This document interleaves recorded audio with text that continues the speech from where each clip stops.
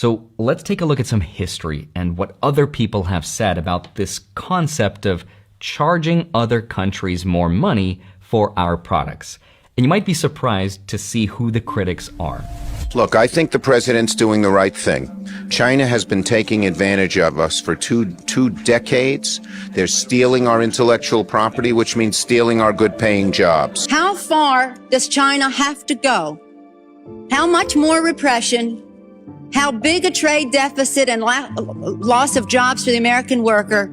And how much more dangerous proliferation has to exist before members of this House of Representatives will say, I will not endorse the status quo? The lack of market access, the rip-off of our intellectual property, the transfer of technology, a country that is not willing to play by the rules in any respect in this trade relationship.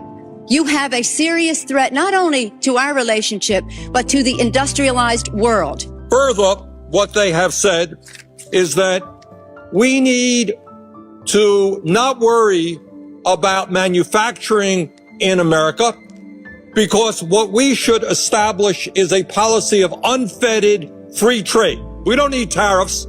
What we need is to allow corporate America the freedom to throw American workers out on the street, people who are making 15, 20, 25 bucks an hour, healthcare, pensions, throw them out on the street, because somehow, Madam President, we are going to create wealth in America and good-paying jobs in America as we shut down plants, we move to China, corporations there pay workers 20, 30 cents an hour, and we bring the product back into this country. It's also proper for advanced economies like the United States to insist on reciprocity from nations like China that are no longer solely poor countries, to make sure that they're providing access to their markets and that they stop taking intellectual property and hacking our servers.